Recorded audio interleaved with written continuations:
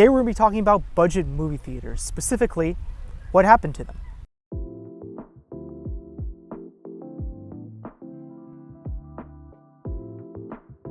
Budget movie theaters have been around for a very long time, specifically since when 35mm prints were the standard. A lot of these budget theaters, or second-run theaters, used to get the 35mm prints after the movie's initial run. So a moviegoer who was really patient could wait until the movie arrived in these second-run theaters. And the print would still be in good shape too. Someone who may be willing to wait maybe 3 to 6 months could wait to see it at one of these discount second-run theaters. There was a lot of these second-run theaters in San Diego and elsewhere in America. With the rise of multiplexes, digital projection, and home theater setups being more prominent than ever, these second-run theaters have kind of gone by the wayside. Second-run theaters may be a thing of the past, but budget theaters are still very much alive and well. But a lot of them have been closing recently. With these budget theaters, they have 3 ways of adapting to the modern world.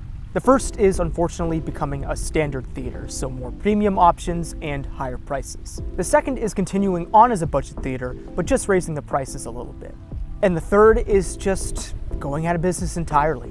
Audiences nowadays are thinking about why they go to the movies more and more. They want more premium experiences because that way it justifies their money. They can justify a larger ticket price if the experience is worth it. I visited a budget movie theater in San Diego recently, but they've kind of had to adapt to the times a little bit. I'm here at the Hazard Center here in San Diego to check out the UltraStar Cinema. This place has been family owned and operated since 1990 here in the San Diego area. For 35 years, this place has been a staple here in Hazard Center. This place has 7 screens and it doesn't have much in terms of premium options, but you don't come here for premium value. You come here for value, period. The Hazard Center Theater opened in 1990, which is earlier than both the Mission Valley and Fashion Valley AMCs. It was actually owned by this guy, R.E. Hazard. I'm just kidding, but that's why this place is called the Hazard Center. This place has changed hands a few times over the years. First it was called the Man Brickyard, then the Madstone, and then the Digiplex, and now the UltraStar. After the AMC multiplexes flanked it on both sides, this place became known as the Budget Theater. Nowadays though, it's not really a budget theater. They do have deals and happy hours, and on Thursdays everything is half off, but when I went to see a movie on a Wednesday morning, tickets were $13. When I was in college, this theater was a lifesaver, let me tell you. It had $6 tickets if you were a student. The best time to come to this theater is on a Thursday. They have half off everything, popcorn, tickets, snacks, and various other things. This theater can be forgotten about occasionally because you have the Mission Valley Theater to the east and the Fashion Valley Theater to the west. And those theaters are big multiplexes. They have 18 and 20 screens, so if you need to see something for sure, those theaters probably carry it. This theater is also in a great location. It's right off the Hazard Center trolley stop. At the Mission Valley trolley stop, you still have to walk half a mile to get to the theater. And at Fashion Valley, it's a little shorter, but still not right off the trolley. Here though, you can take the trolley from anywhere on the Green Line and you're right there. The concession stand has a lot of options, and if you're a drinker, there's a lot of local craft San Diego beers here. On busy days, they even open up this little bar area. Other than that, the lobby is pretty straightforward. All the auditoriums have the poster of what movie is showing inside. One theater even has a premium option called D-Box. If you've ever been to a 40X theater where the seats move, it's kind of like that. I've never had the opportunity to try something like that, but today I'm just going to be seeing a standard screen to show you what a typical day at the movies here looks like. The theater I was in today seats around 200 people. All the seats here are general admission, so it's probably for the best if you show up early. Otherwise, you'll be stuck in this lone chair right in the back. The seats themselves have seen better days. They're not in bad shape, but the armrests, as you can see here, are peeling. The seats also recline a little bit, but they're nothing too crazy.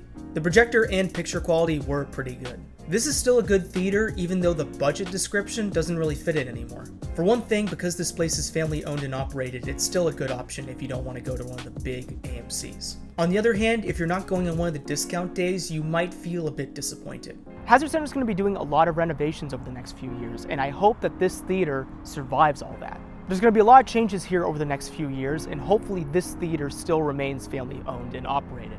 I hope AMC doesn't buy it up, or worse, it goes out of business entirely. While the ticket prices here have gone up in price, it's still a great value in terms of the larger San Diego movie theater landscape. The UltraStar Cinema is a perfect example of a movie theater that had to adapt to the times. Unfortunately, they couldn't stick to their budget pricing for long in order to stay in business, especially with AMC multiplexes on both sides of it. But what if you just kept carrying on with your budget prices? What if you just raised them a little bit and kept your reputation as the budget theater? In that case, you get something like the Regal Rancho del Rey. If you've lived in San Diego or Chula Vista for any amount of time, you know about the Regal Rancho del Rey. This theater opened in 1998 and hasn't changed, like, at all. When I was a broke college kid, this theater was my go-to. And for a lot of families on a budget, this is still a very important theater in the community. Pre-pandemic, tickets were $6. But last time I went here in 2023, tickets were up to $7.75. And the day I went, they were up to $9. So you can see how the ticket price went up over the years. But of course, on the inside, nothing has changed. This is the same Regal design that a lot of theaters in that chain had during the 90s. There's a bunch of neon on the walls, and it's a coin flip if they actually turn on or not. There's a party room for the kids, which is more like a glass fishbowl, and there's a mini arcade. Sorry, a Dippin' Dots game room. If you're looking for more character in the hallways themselves, you're not gonna get it. There is a little bit of neon on the ceilings, but otherwise, these are just the back rooms. Long hallways with nothing in them. Once you get through those liminal spaces, you'll land at your theater. Just make sure you're not in the front row, otherwise you will strain your neck. The screen I was in today seated about 100 people, and surprisingly, the seats were in really good shape. They weren't anything special, they were just standard stadium seating, but they did rock back a little bit. For a theater that's infamously known as the budget theater, my screen was actually in really good shape. The projector's image was nice and sharp, and the surround sound system was pretty good. I can't speak for every screen in this theater though, because there is 16 of them. And no frickin' way am I gonna go to every single one of them. That theater is a perfect example of one that hasn't changed much at all over the years. It's still the same kind of crappy theater we've been going to for years, and a lot of people here in San Diego love it for that. And that's part of its charm. If you need to see a movie on the cheap and don't really care about the whole movie-going experience, that's the place you go. So those are the two options when it comes to budget theaters here in San Diego. But what about the second-run theaters I was telling you about earlier? What if you wanted to see a movie that came out maybe like 3 months ago, 6 months ago, and you want to see it for really, really cheap? I'm going to be completely honest with you, those are kind of a thing of the past. Occasionally AMC will put a popular movie back into theaters for a little bit and they'll make the tickets $5 or $6, but that's really a coin flip. Chances are you'll have to wait until those movies come out as a rental or in streaming. So a lot of these multiplexes have adapted the second run theater for their own purposes. But what happened to the second run theater specifically? This is the Vogue Theater on 3rd Avenue in Chula Vista. This used to be the second-run theater in the city, but it closed in 2006, and even though there was talk it might reopen after the pandemic, nothing came of it. Right now, it's just sitting there, being a mural to the Padres. The truth is that I never went to this theater growing up, but instead I reached out to people who did. It was hard for me to find people who had actually been to this theater. A lot of the people that I know were just that right age, or they didn't go, or they remember it closing. So I went to a place that is really important for research nowadays, TikTok. I posted a video on there reaching out to people, wanting them to share their stories about the theater and some of the good times they've had there, or bad. And I learned a lot of really interesting things. For starters, the tickets there were only $2, even through the 90s. This user said you could come in during the day and come out at night. If you bought one ticket, you could see 2 or even 3 movies. Something that was really cool that I learned is that the back row of the theater was reclining seats. If you paid 50 cents extra, you could get these reclining seats, but apparently they went fast and people would fight over them. In this day and age of recliners being everywhere, imagine fighting over them now. Unfortunately, the rest of the seats were these hard wooden seats, which I guess you get what you get when you pay $2. The concessions were also cheap and you got free refills on everything, popcorn and soda included. It was really interesting seeing the movies that were shown here.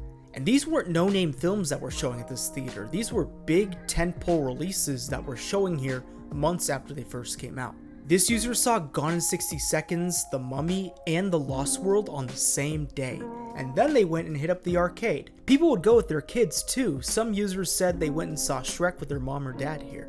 But of course, I got some negative comments too. I got people telling me the floor was sticky, there are roaches and rats in the building. This person said the floors were stickier than a nightclub in TJ. I also saw comments too saying how nice it would be if it came back.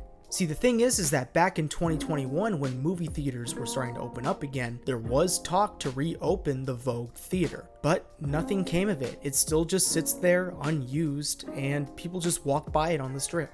And it's a shame too, because nowadays we need these value products more than ever. I know that going back to the old model of paying $2 for a ticket and seeing 3 movies in the same day probably won't happen, but there is a market for a budget-friendly movie option. Of course, you have to stop people from fighting over the recliners, but the Vogue Theater in 2025 could work. The movie theater landscape has adapted and changed a lot over the years, and seeing a movie on the cheap is getting a little bit harder. And that's why it's important to visit your local budget theater every once in a while. Sure, you can go to your local multiplex, IMAX, Dolby, whatever, if you want to see a movie on the biggest and best screen possible. But for something like a comedy, an indie movie, or even a drama, these budget theaters will do the trick just fine. As long as the projectors are okay and the sound system is okay, these theaters need your support more than ever. Especially if they're family owned and operated or they're a smaller chain. Sure, something like the Regal Rancho del Rey is owned by Regal, but it does deserve your support. On a personal note, saving money is more important than ever. But you also shouldn't deprive yourself of seeing art on the big screen and being able to see it the way it was meant to be seen. And I really think you appreciate a movie more by watching it on the big screen. Thank you for watching. See you in the next video. Thank you.